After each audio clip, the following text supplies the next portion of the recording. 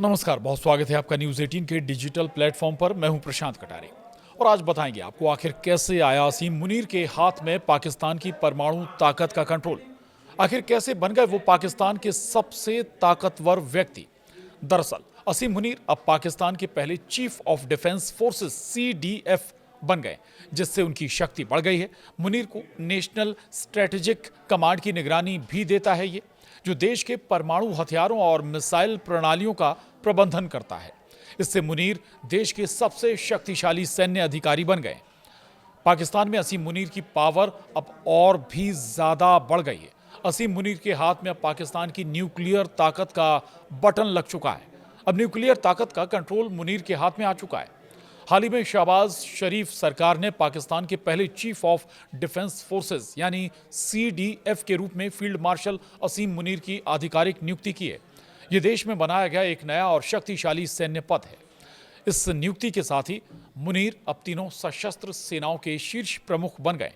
पाकिस्तान के राष्ट्रपति के आधिकारिक एक्स हैंडल पर लिखे पोस्ट के अनुसार राष्ट्रपति आसिफ अली जरदारी ने फील्ड मार्शल सैयद असीम मुनीर की COAS और साथ ही CDF के रूप में 5 वर्षों के लिए नियुक्ति को मंजूरी दे दी है।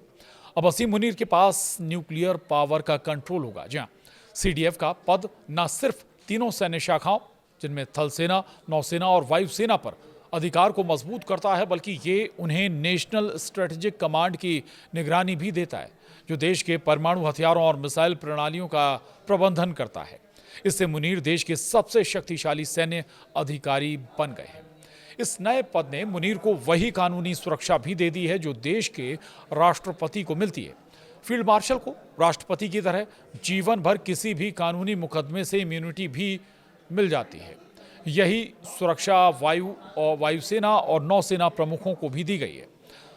पाकिस्तानी मीडिया रिपोर्टों के अनुसार अब CDF यानी चीफ ऑफ डिफेंस स्टाफ के पास उप सेनाध्यक्ष यानी vice chief of army staff VCOAS के पद के लिए नियुक्ति की सिफारिश करने का अधिकार होगा, जिसे बाद में संघीय सरकार की ओर से अधिकृत किया जाएगा। पहले इन नियुक्तियों को करने का कार्यकारी अधिकार नागरिक सरकार के पास होता था। आपको याद दिला दें, पाकिस्तान में सैन्य शासन का इतिहास रहा है। दरअसल 24 करोड़ की आबादी वाला परमाणु संपन्न देश पाकिस्तान अपनी स्थापना के बाद से 1974 से ही सिविल और सैन्य शासन के बीच उठापटक करता रहा है। देश पर खुलकर शासन करने वाले आखिरी सैन्य नेता परवेज मुशर्रफ थे, जिन्होंने 1999 में एक तख्ता पलट के जरिए सत्ता संभाली और 2008 तक राष्ट्रपति रहे। तब से सिविल प्रशासन औपचारिक रूप से सत्ता में रहा है। चीफ ऑफ डिफेंस फोर्सेस का पद पिछले महीने संविधान के 27वें संशोधन के तहत स्थापित किया गया था, जिसका मकसद सैन्य कमान को केंद्रीकृत करना था।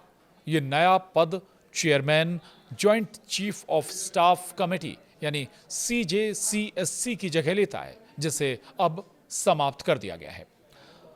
तो अब असीम मुनीर की ताकत भी पाकिस्तान में असीम हो गई है। असीम मुनीर, जिन्हें इस साल फील्ड मार्शल के पद पर पदोन्नत किया गया, एक साथ सेना प्रमुख COAS और CDF के पद का कार्यभार संभालेंगे, जिससे वो दशकों में पाकिस्तान के सबसे शक्तिशाली लोगों में से एक बन गए हैं।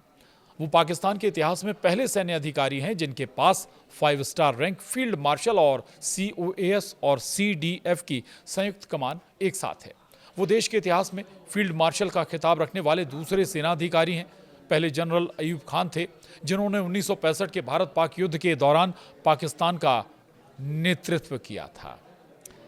तो पाकिस्तान से जुड़ी ये खबर, इसमें बस इतना ही। नमस्कार।